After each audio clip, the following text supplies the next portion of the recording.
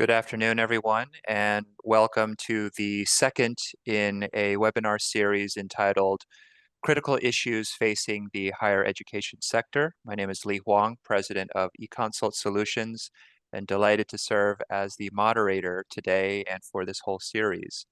We had a good kickoff last week, and today's topic is anchoring innovation ecosystems, and I'm pleased to be joined by a dear friend and an expert on this topic, Bernadine Hawes. Good afternoon, Bernadine. Hi, Lee. How are you?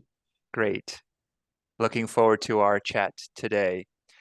Bernadine is an executive level nonprofit professional and economic development specialist working in the areas of project management, manufacturing strategy, small business growth, and workforce development.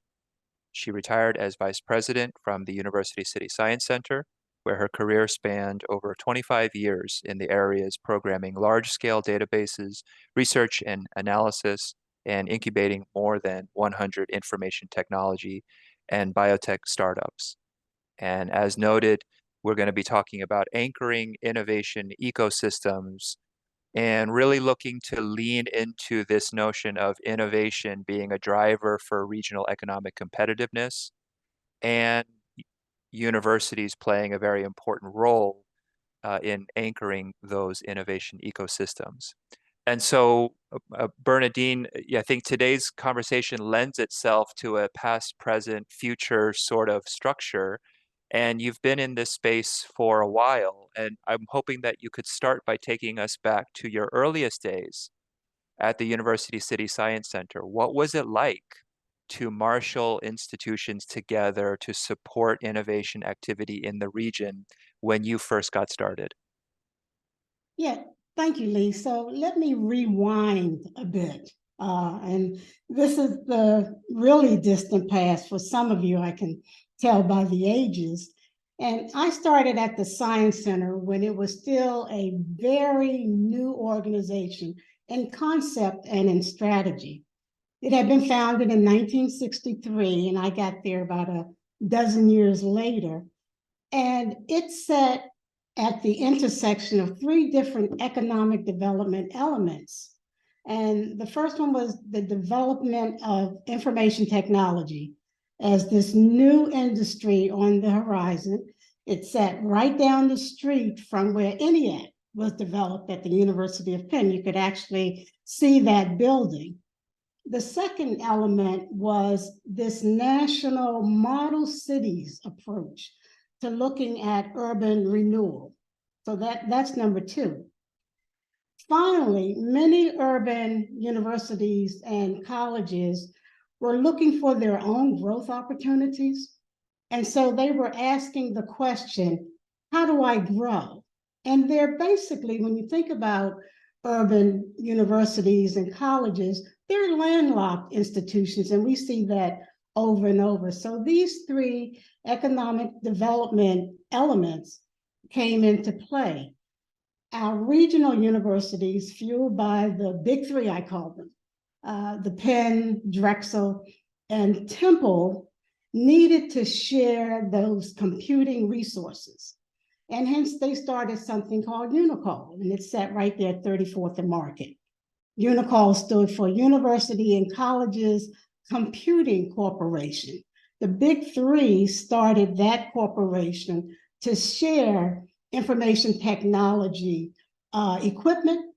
Think of, Hidden Figures, that big room with all the computers, as well as the skilled workforce, the programs, et cetera. They started that. The big thing was, how do we get the other 60 or so colleges and universities to play in this space? That was their challenge. So in 1963, after Unicall, after this shared computing resources, one of the first elements I talked about, the universities came together again and said, we need to develop a nonprofit that will be the platform for our own growth and development. This was not about the community. So now think that there is this model cities that has come into play. It has had a land grab from the city. through model cities and urban renewal. There are these huge computers, and there are these universities landlocked looking for opportunities. Hence, they founded the University City Science Center. To marshal in to your question, Lee, the other universities who wanted to know, well, what's in it for us? Here is the Model Cities Program, Urban Renewal in West Philly. I'm way in North Philly, Northeast Philly. What's in it for us? And so when I talk about a new strategy, the Science Center realized that it could be a platform, but only if the other colleges and universities played in this space. And it got itself designated as an industrial development corporation. So now the city has two industrial development corporations, TIDC and the Science Center, which few folks know the Science Center started as an industrial development corporation. It showed all of the other universities that you have the opportunity to be in West and still participate in your research and scientific endeavors. That was the selling point. That's what marshaled in these smaller universities. By the time I got to the Science Center in 63, remember in 75, this is a dozen years after its formation. There were 28 colleges and universities that were shareholders. Now, what did it mean being a shareholder? Little to nothing in my experience, other than you have the ability to have some swing space, to use labs and research. But for your faculty members and for your students, the Science Center was the platform to do things one off of the university system. I can start my business. I can own my own IP. You know, universities will tell you when you dream, that IP is theirs. So here was the platform, and here was the driver for these smaller colleges and universities. Just a quick story. When I would go to some of the universities that weren't shareholders, even in 75, 1980, they asked the question still, what's in it for me? And we can help you with your development. We're an industrial development corporation with the lens towards developing scientific and research-specific facilities. And that was clearly the buy-in for those colleges and universities. These origin stories are so interesting, and I'm detecting so many thematic through lines to the present, which I want to explore in our time together. But I know your professional background is in manufacturing, which you've referenced, and that's obviously an industry that was once dominant in this city and throughout the country, and has since undergone a total metamorphosis. So I wonder if you could talk a little bit about higher education's intersection with this industry and the extent to which higher education has adapted along the way as manufacturing has had to.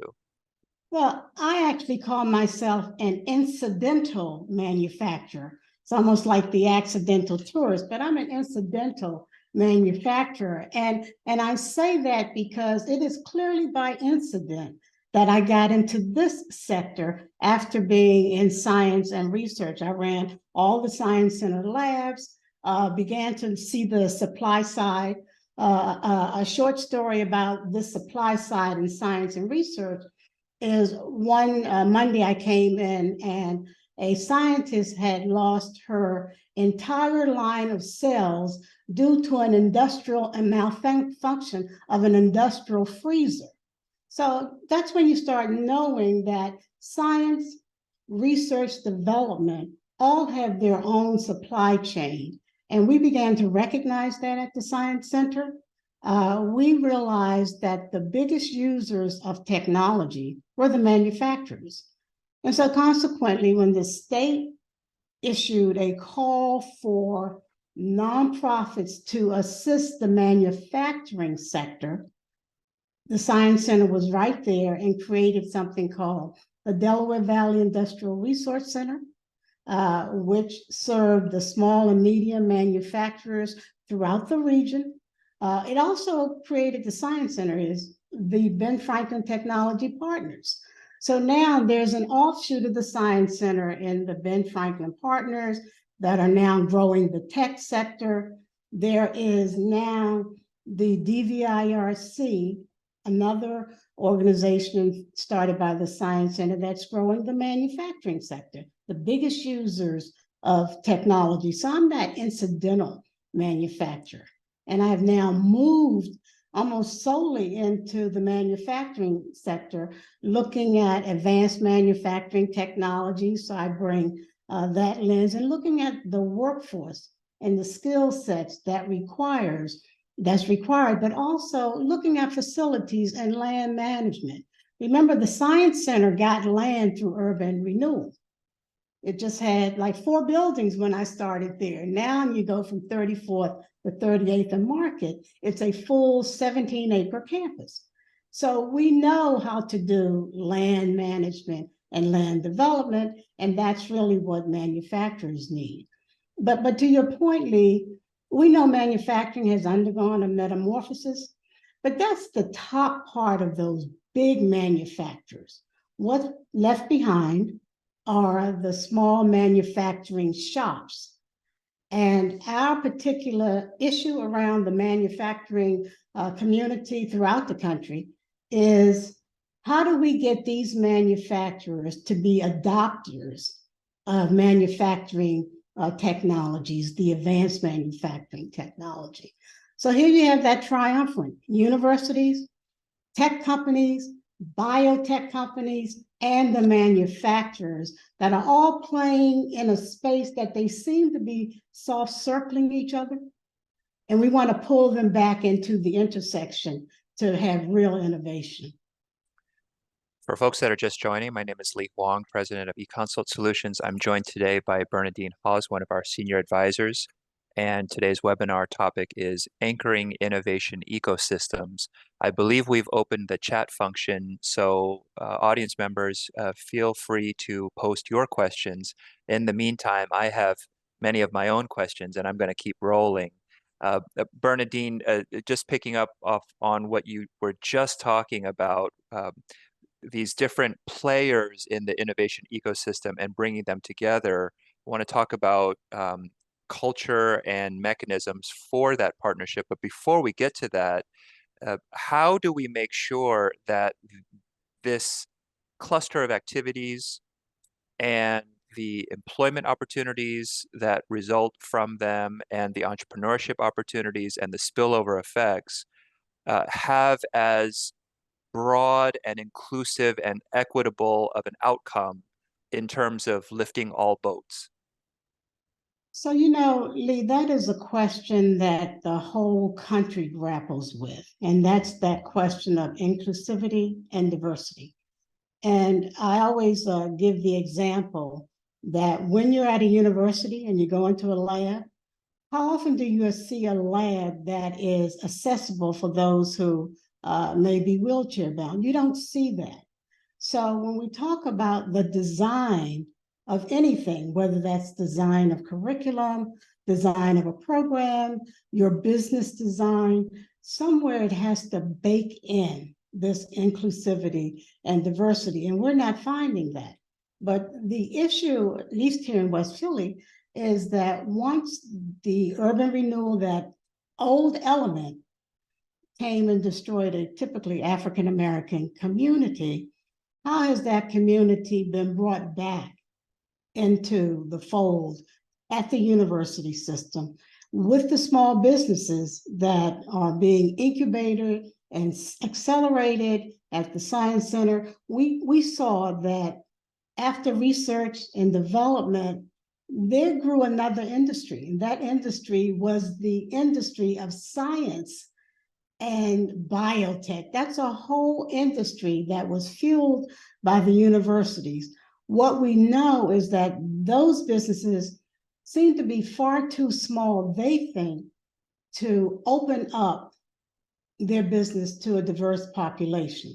So now we have folks looking at these small and medium-sized biotech and research businesses, these small and medium-sized manufacturing businesses, And the issue that they both have is, I can't find enough workers. What I say is this: we need to narrow the worker gap by looking at the real skills and what's fungible about skills. If I'm an engineer, what's the fungibility of my skill set that I can translate to other populations? I don't have to have a BA degree or BS in engineering, but there's something fungible about that skill set. And I think that's where we get the innovative activities in creating a different workforce. And we really know we need a different workforce. The ecosystem analogy, in nature, ecosystems are messy. And Very much. similarly, the adaptability and the serendipity of innovation, very similar. And you have powerfully established the why of making sure that we're being inclusive. You're going to systematically exclude a bunch of people, you're not going to be as innovative. And conversely, if you roll out the red carpet and you work hard to be inclusive, you have more of an opportunity to innovate. And so with that, let's talk a little bit about, you started to talk about mechanisms for universities to work together, but I think that's preceded by a culture that says that collaboration is how we succeed together. So talk about, from your experience at the Science Center or looking forward into the future, how do you get universities that, let's be honest, I always joke that universities have trouble partnering with themselves, let alone partnering with other universities, let alone partnering with the public sector, the private sector. How do you create a culture? How does a university create a culture around inclusivity, around collaboration? Lee, I'm glad you said that universities have problems collaborating with themselves. DVIRC was one of the first groups that got every dean from the School of Engineering in our region to the table, and we would hold meetings. They had never sat down together here at schools of engineering, and you're like wondering what's going on with the culture of the university. The culture of the university is one where it's of course supply and demand, but I think the issue is it's historic elitism that has isolated itself from other populations and continues to isolate itself. And it has also isolated itself from manufacturing, when at that time, manufacturing was this really dirty business, to tell you the truth. We say to young people, it's not your grandparents, with the tip of the hat to women manufacturers as well. It's not your grandparents' factories anymore. It's not dirty. The materials are not dirty. The processes are not dirty. Your health will not necessarily be impacted if you're in a plant that has adopted manufacturing technologies. But universities don't think of themselves as manufacturers. And I think that's part of that culture that has them excluding themselves. You are in manufacturing. You create engineers.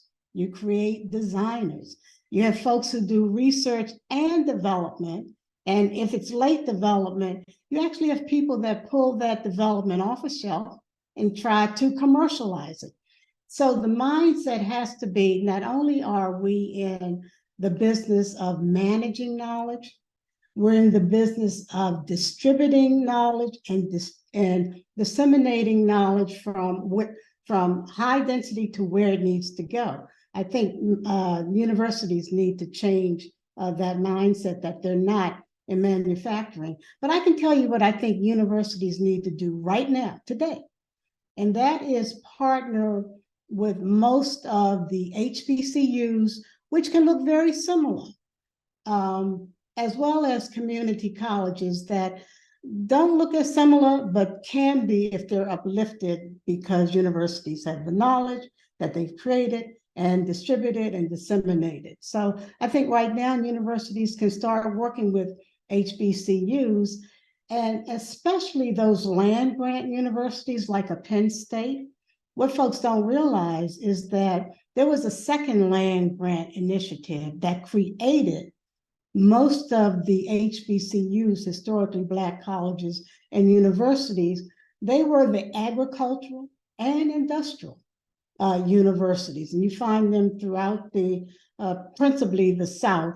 They're also rural. So now you can get that connection between what goes on in an urban campus to what goes on in a rural campus, what goes on in a campus where the students are majority folks, to what goes on in a campus where the students are principally African American and other people of color. And I think it's that intersection, and they can do that right now. Do you think, given your time in Science Center and DVIRC, to use loath to use a wartime analogy since these, institutions are not at odds with each other, but I think of those institutions as kind of like a Switzerland. Everybody's got their own flag, but we're going to plant ourselves in a neutral zone, and there is appetite to work together when you are in that sort of setting. Did you find that there was that appetite for participants across universities to work together, but finding that neutral place was a safer place to cultivate that? That was part of that concept that was new at the time, and the strategy that was new at the time. And we still see that. The Science Center has grown by leaps and bounds, and it has moved beyond just having land and managing and building buildings to actually adding science as a business, biotech as a business.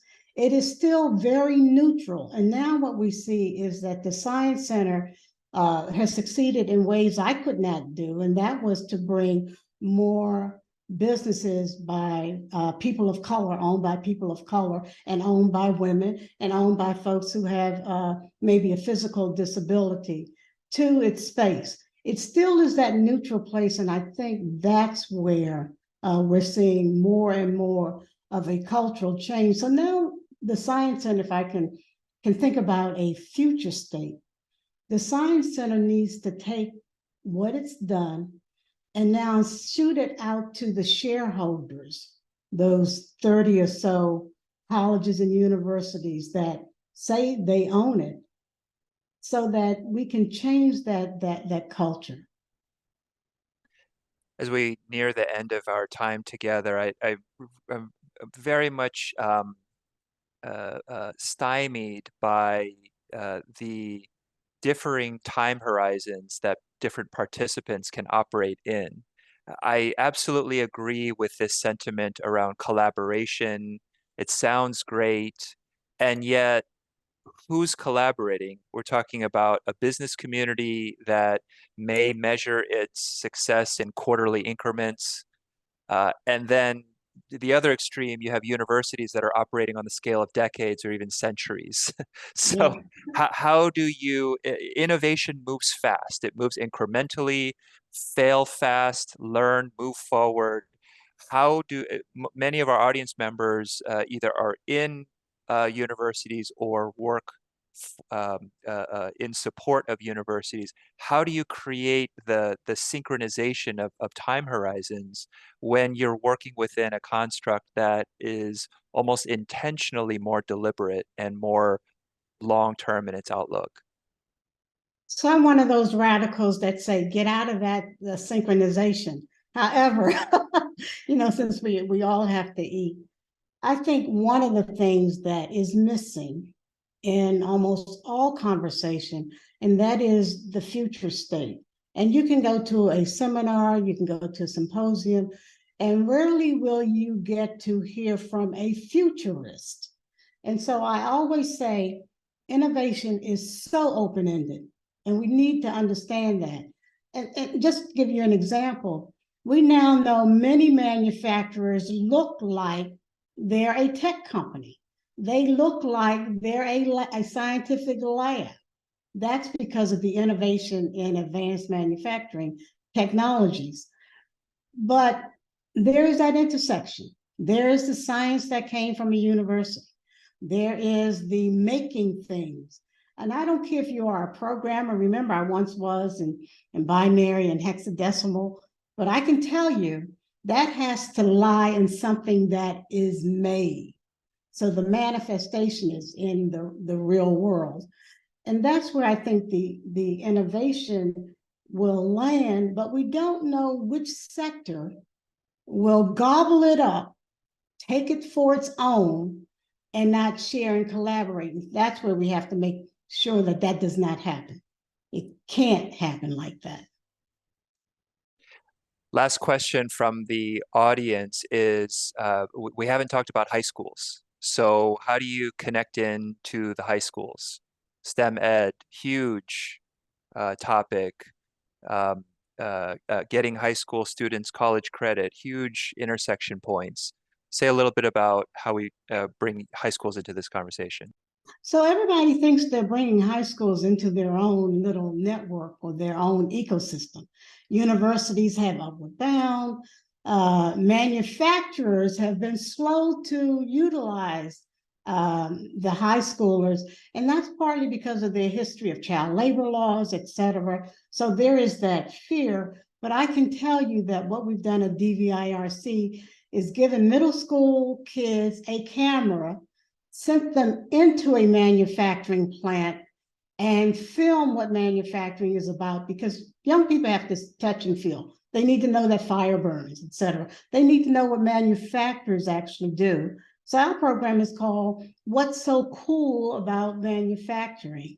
And that's where they see the collision or collaboration of science, technology, making things, and growing things as well. Let's not forget that we need AG manufacturers, the food producers, processing.